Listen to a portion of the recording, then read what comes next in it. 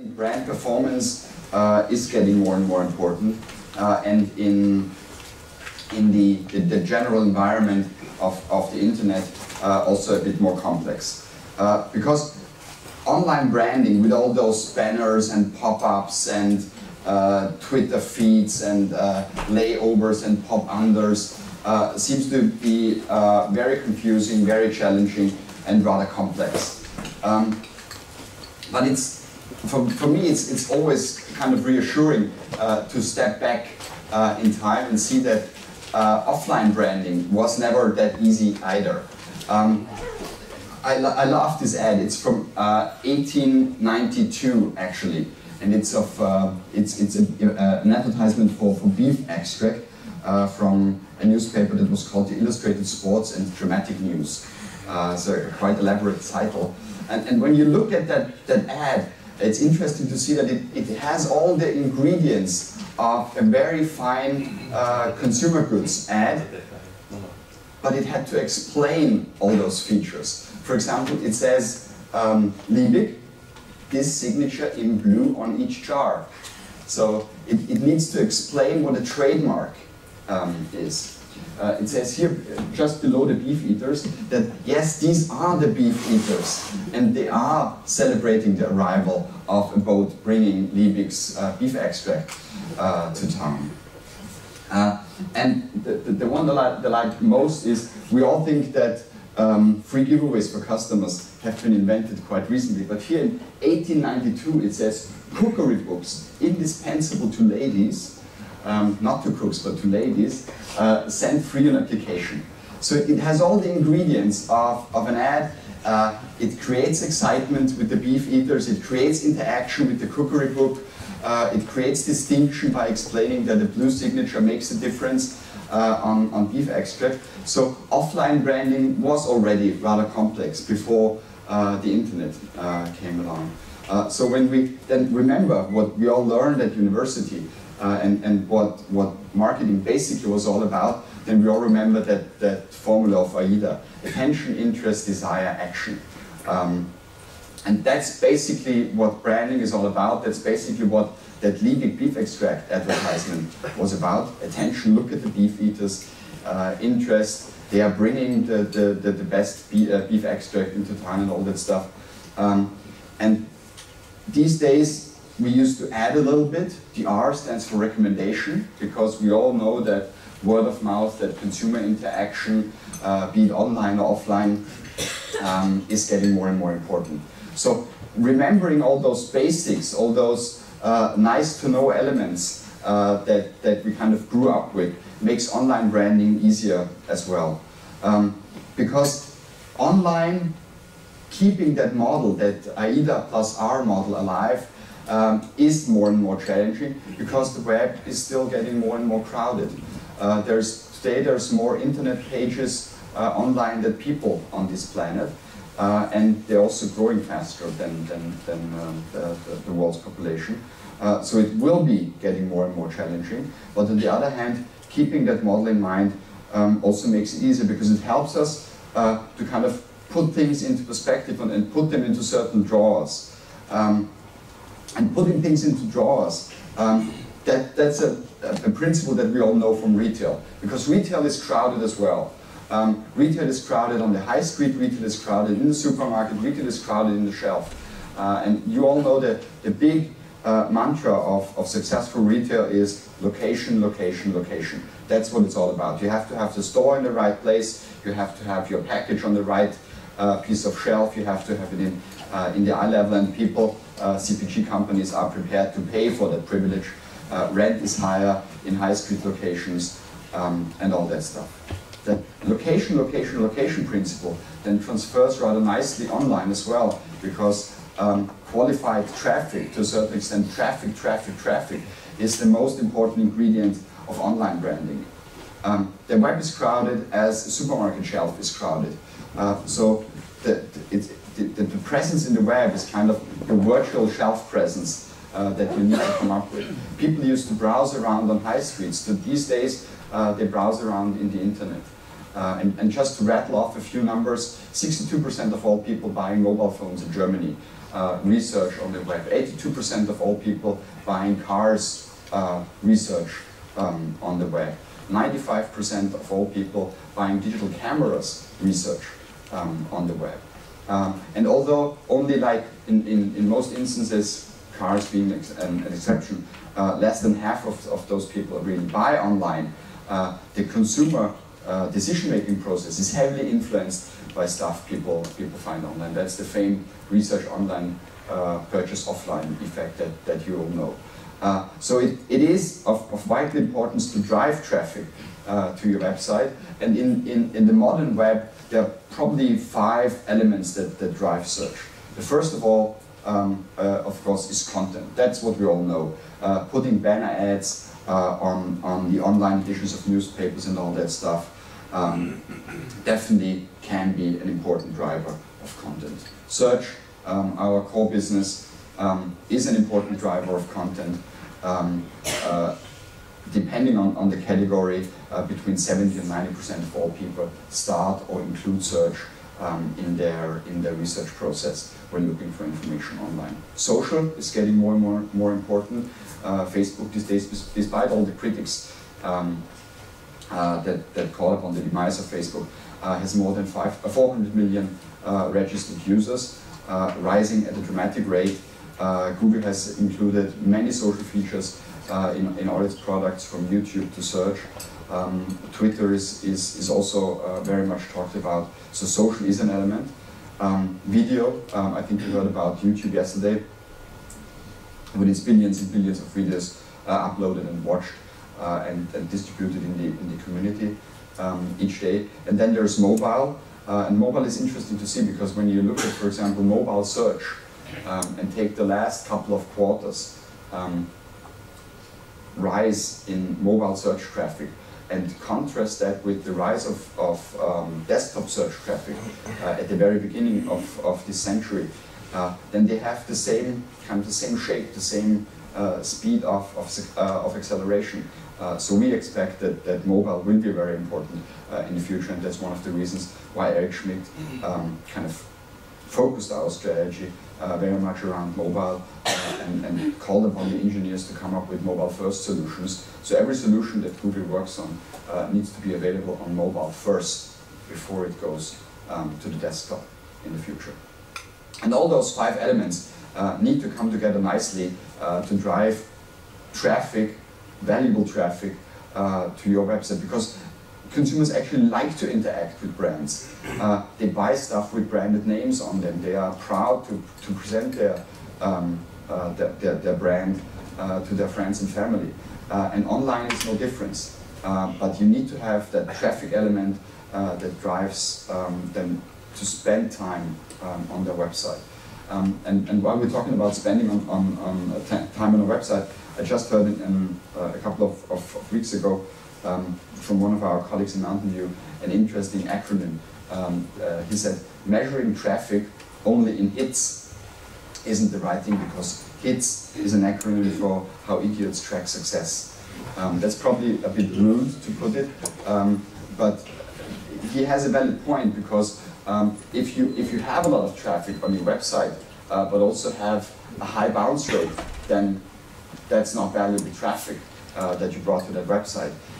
So really trying to understand how people interact with your brand, with the information you provide online, with all the social and search and mobile features that you probably have incorporated, is becoming more and more critical in accessing the performance of your brand online. And then putting all that back again into the simple AIDA model provides valuable insights to those buckets that I mentioned, because attention actually is a search on Google. You can measure that. You can put a number behind it.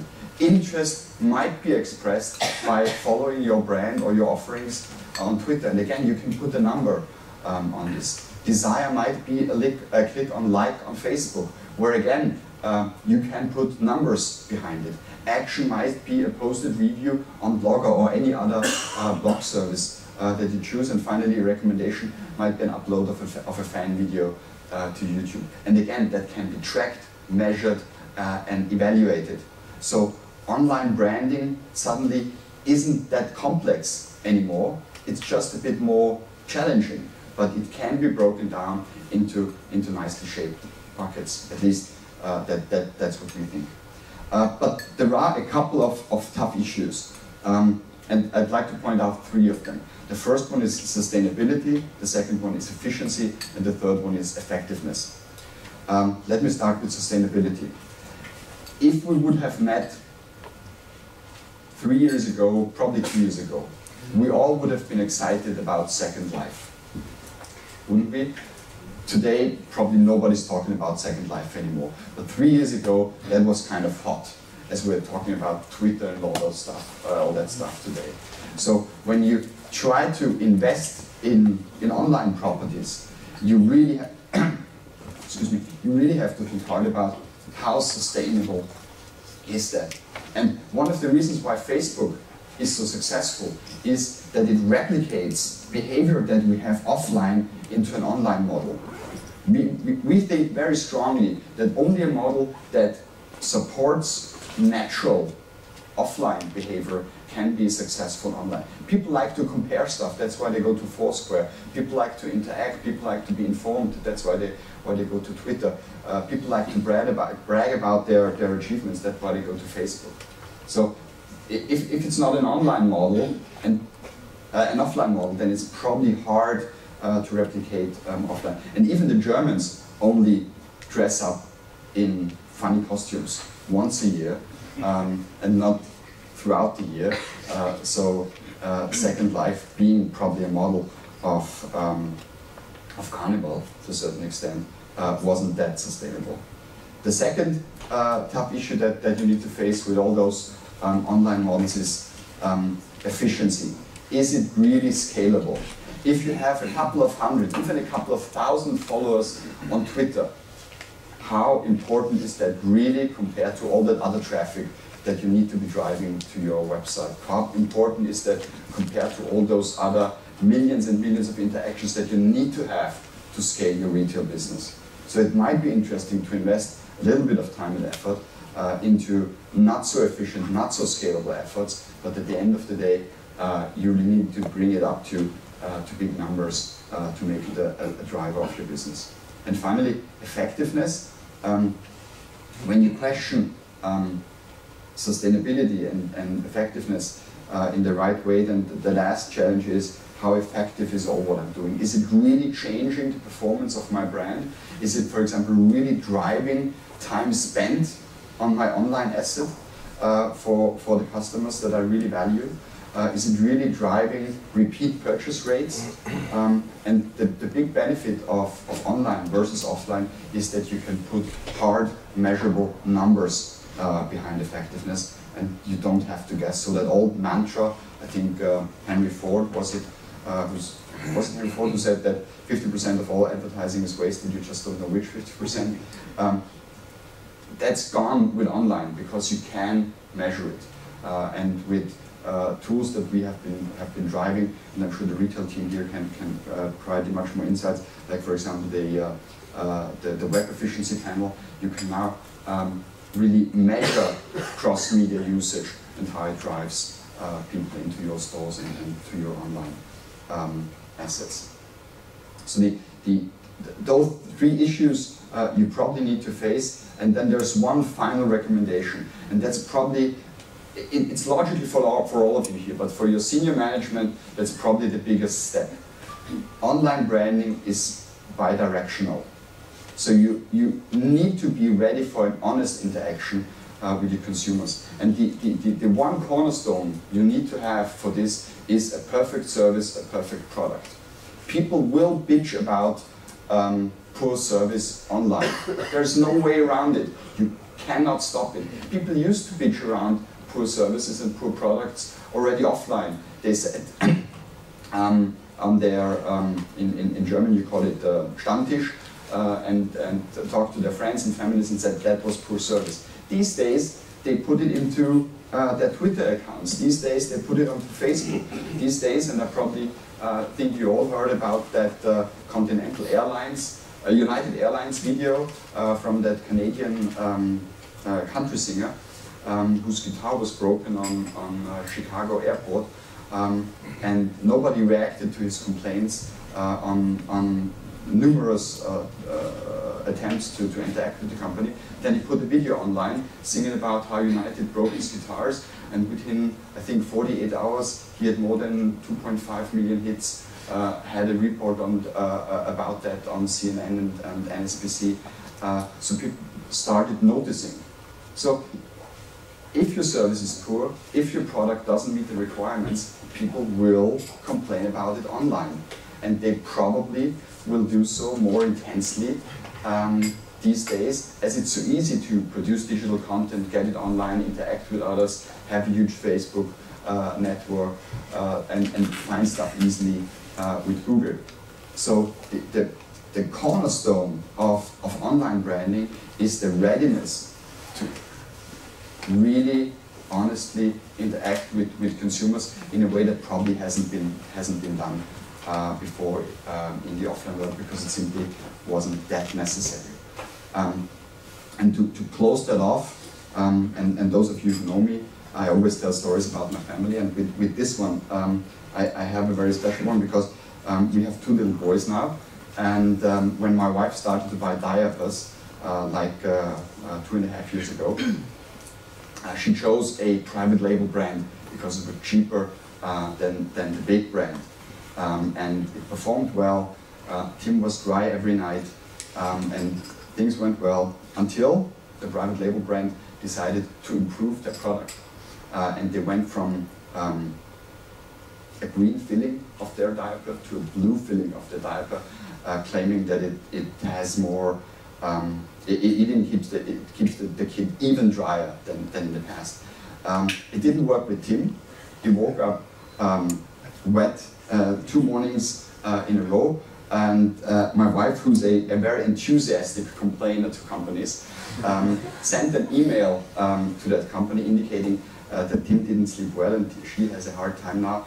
And that company wrote back immediately, perfect response time, thanking Nadia for her kind letter, indicating that they put a lot of effort into research and development, and that they really take their complaint serious. But it's unfortunately the first time that they got any complaint about it, and it's probably not the diaper, but it might be Tim. At the same time, Nadia went online at one of those peculiar websites called mummy.net, and while the company was claiming that was the first complaint, more than 50 mothers discussed the negative impact of the changing color in the diapers, and since that day we are buying Pampers again. So people are complaining. You need to have the readiness of senior management to interact with your brand in a different way than you had to have it offline. So that's what I wanted to say to start the discussion. I don't know what time it is exactly. We have 4 minutes. 4 minutes. So if there are any questions, I'm more than happy to answer. The Rahman, very disappointing. Excuse myself, my voice is not 100% there, but I have a question. I fully understand that you're saying people are reacting live, they're reacting really instantaneously. So if something is wrong with the product, the companies will feel it immediately. But does this effect also work both ways? That means will the consumer also forget quicker than before? Because if he improves, or if the product or whatever the complaint is being taken care of, does the company or the product also has a chance to recover more quickly than before the age of the web? A good example for that is mystarbucksidea.com. Starbucks suffered from bad customer experience in the US like 2 years ago. They were considered not innovative, not close to the customer, introduced too many breakfast products that made the whole Starbucks smell of fried eggs and stuff. And they set up that website, mystarbucksidea.com, and I think in the first couple of months received more than 56,000 improvement ideas. and it seemed to have worked for them. I think you can't kind of answer that in black and white, but Starbucks is an example, Dell is an example of companies that, from my perspective, reacted in the right way. So at least it seems that there is a fair chance. One more question, maybe?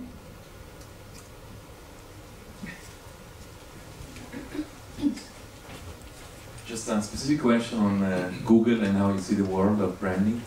There are a lot of, core business, Google is search. There are a lot of tools to track the results of search and measure the effectiveness.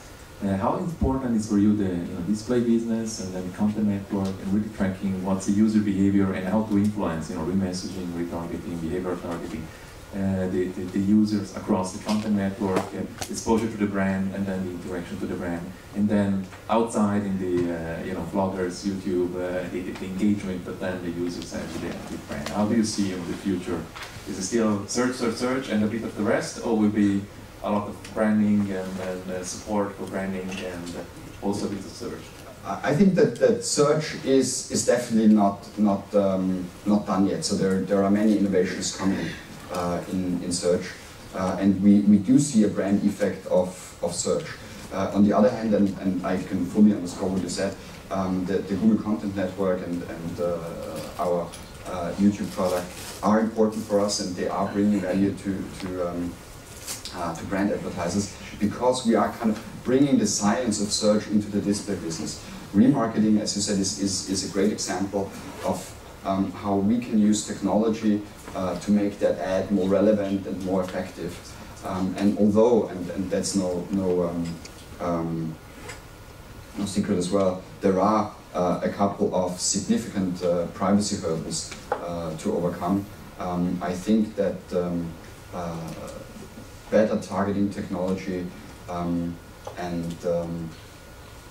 the ability to unobtrusively follow a customer in the web will make a big difference in marketing over the next couple of years. So bringing the science of what we've learned in search to the display business is definitely one of our big strategic drives. And mobile, to a certain extent, makes that easier because people understand the fact that they are recognizable with mobile. In mobile, it also seems that the barrier to reveal information isn't that big, as long as a certain a certain level of trust is maintained.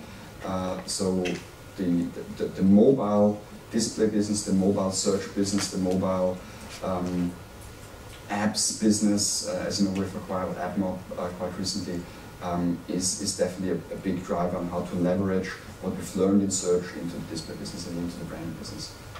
That's an excellent question to end on, because some of those themes we're picking up in the next couple of sessions, so that's a perfect point.